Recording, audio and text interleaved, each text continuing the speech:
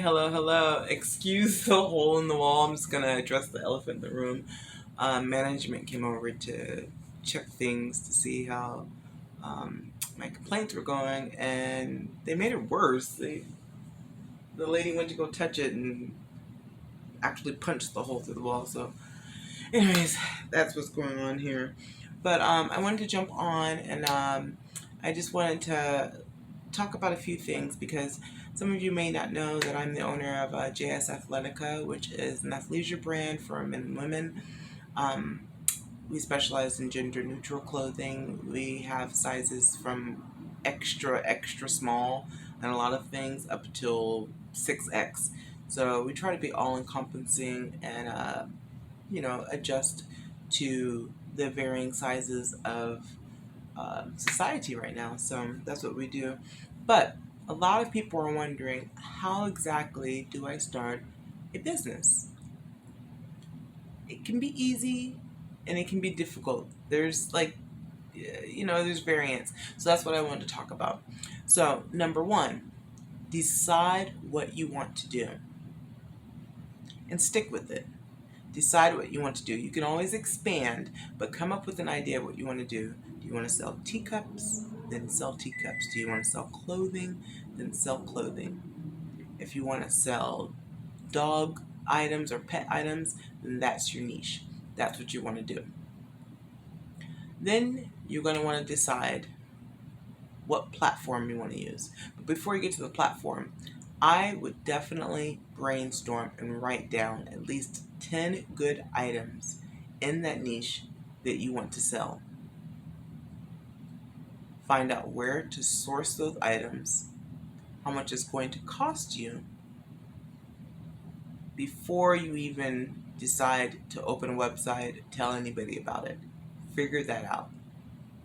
Figure how can you benefit someone and how you're going to benefit yourself. Because that's the main thing. You can't go into a business thinking, I just want to make money. You can't. You have to go into it with the mindset of, how is this going to help someone? Why do they need this product? What about this is beneficial to them? How will they use this? Why will they use this? Would they want to buy this?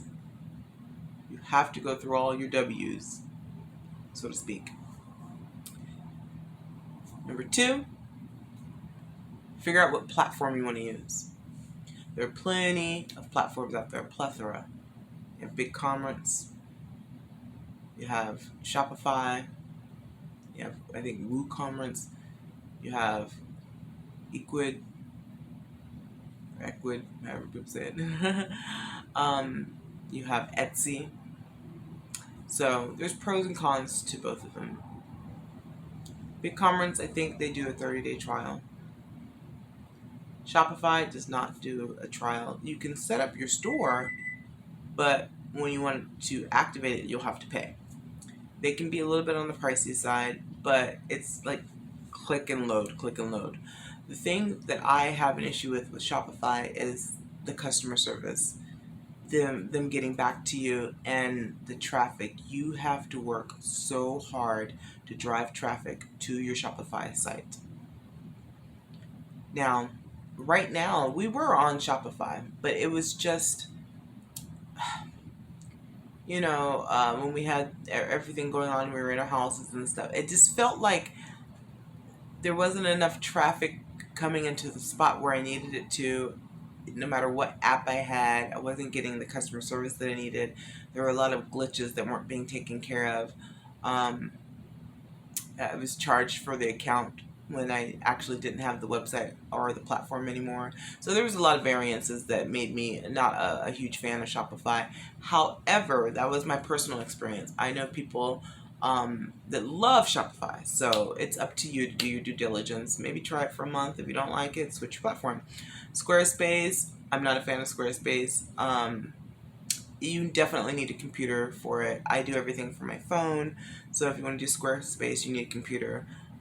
Afterwards, say for instance you use Squarespace, it's very hard to delete it from your AdWords, your your Facebook manager, uh, your catalog to update it. It's very hard to get rid of Squarespace. It's like a virus. Once it's there, it's very hard. It took me a while.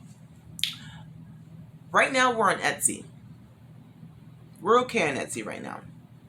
In the future, I may give one of these a try again. I may go back to Shopify, who knows? I may try BigCommerce. The thing that Shopify does have above everyone else, like I said, is click and load, click and load.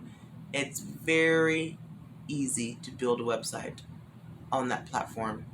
Whereas it's weird, all the rest of them haven't really caught on to make it mobile friendly. They're very non-mobile friendly. So with Etsy, I figured I'm getting the SEO. They're a huge platform. The only thing is you can't change your name once you have it set. You can change your shop name, but your URL where it goes is going to stay the same. So mine is still currently Jack Spades Co., even though we're JS Athletica. That was one of the issues that I had. So we decided to buy a domain name. However, instead of just saying the domain name, it still goes to the Etsy platform and works as Etsy, but you just have your separate domain. I've tried Pattern before. I didn't like it either. So I guess I'm just not a huge fan of those things. But I would say, number one, write your business plan. And it doesn't have to be all legal spiegel. It doesn't have to feel tedious. Just write down what you want out of it. What do you want to do? What do you want to sell? Who are you targeting? What's going to be your thing? 2, figure out which platform you want to use. Research the platforms, the pros and cons of all of them. Go to popular sites, popular businesses that use these sites. 3, prep work. Do your designs and due diligence and figure out how you want to design everything. And do teasers.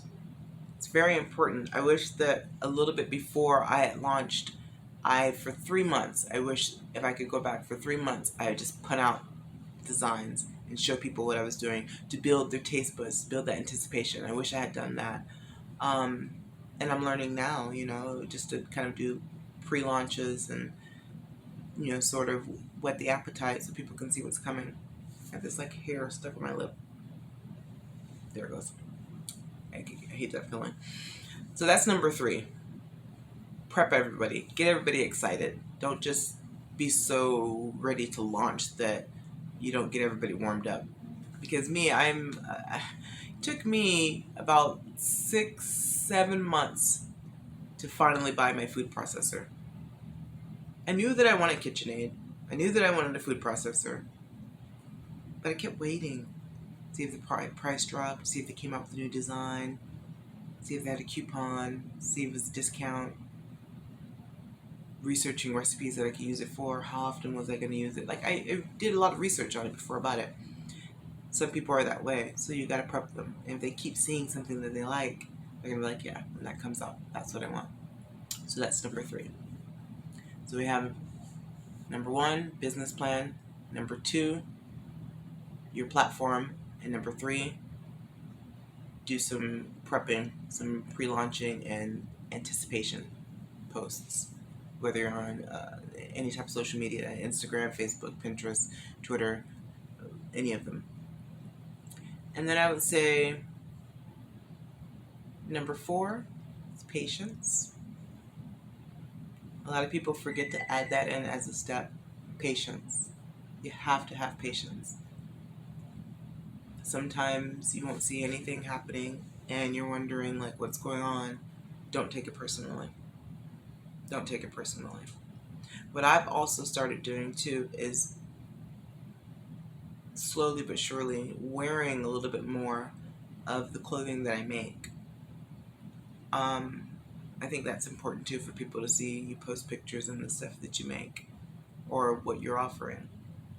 So I've tried that a little bit. I mean, it can be expensive, but sometimes it helps, and it gets you kind of in the spirit to take a picture and post it, and you're in whatever you've made, or your dog is in whatever you made, or the baby is in whatever you made. You get the point. So I think that would be step number 4. Make sure that your posts are relevant. Make sure that they sort of hit a spot in the heart, and make sure that you're involved. They can feel your spirit involved in the posts. Um, but also professional pictures and nice pictures and candid pictures too. I like candid pictures. I think candid photos are underrated. Nice candid photos are wonderful. And then reach out to friends and family, see if they can help you take pictures. To be perfectly honest, that's not going to be the main source of your money. That's not going to be the main source of your support. It'll be somebody that you don't know that will be your first sale. And that's okay. You're marketing to everyone that can use your product. So, number 5 kind of goes along with number 4, and it's promote, promote, promote. Make sure that you're on various platforms and that you're creating natural links for yourself, backlinks for yourself. For instance, what I'll do is I'll post on Facebook. We have JS Athletica community where you can post the clothes that you bought from us, you working out, food recipes, your weight loss or weight gain, goals and accomplishments, that type of thing. So I'll post there, and then I'll take that post and I'll post it on Twitter, and I'll take that post from Twitter and I'll post it and pin it on Pinterest. And then I'll take that same item and I'll make a post on Instagram. That way it's everywhere. I want it to be everywhere under different things. Then I'll blog about it. Change a picture here or there. But that way it gets across a multitude of channels, and they're interlinking, and the Pinterest is linking back to the Twitter, which is linking back to the JS community. So hopefully that helps. Definitely. And also, if you have time, check us out, jsathletica.com. We're on Etsy. And we're also on Instagram under JS Athletica. And join our community, JS Athletica community. I'd love to see what you guys are doing, and I hope these tips helped. All right. Thank you.